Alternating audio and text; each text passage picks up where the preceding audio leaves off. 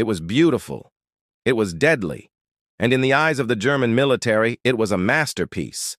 The MG34 wasn't just a machine gun, it was the first of its kind, a general-purpose weapon, fast, reliable, and terrifying. It could fire 900 rounds per minute, twice as fast as most Allied weapons. It had pinpoint accuracy. It was built like a luxury watch, but with bullets. Germany called it the Maschinengewehr 34. The world called it fear.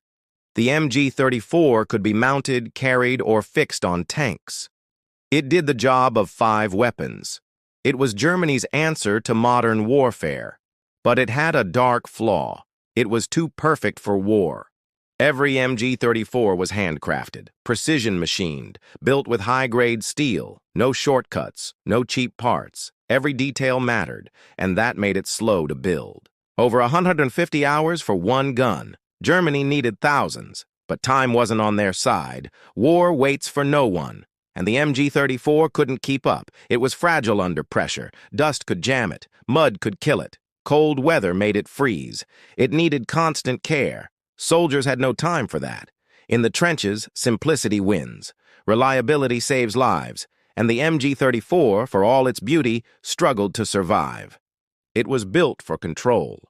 But war is chaos. In Russia's snow, it failed. In Africa's sand, it jammed. It was a lab weapon in a battlefield world. But when it worked, it was unmatched.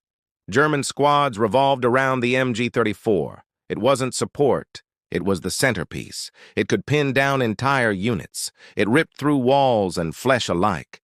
The sound of it terrified Allied troops. It screamed faster than any other gun. But soldiers hated its maintenance. Repairs were a nightmare. Parts weren't interchangeable. Each MG34 was unique, and that was the problem. War doesn't care about uniqueness. War demands quantity, mass production. So Germany made a choice, replaced the perfect gun. They built the MG42.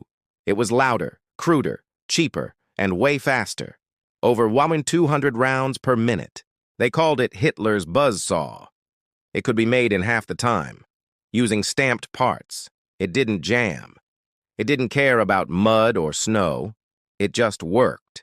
And it replaced the MG34 on front lines. The MG34 was pushed to second-line roles, mounted on tanks, or fixed in bunkers. No longer Germany's main killer. The gun that started it all faded out because it was too good, too expensive, too elegant. But its legacy lived on. It shaped future machine guns.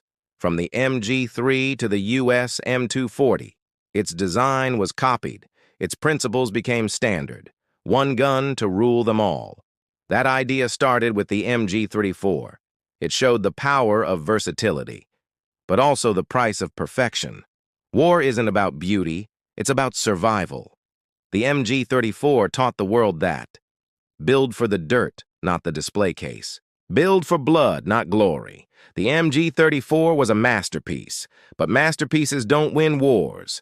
Machines do, ugly, ruthless, and ready for war.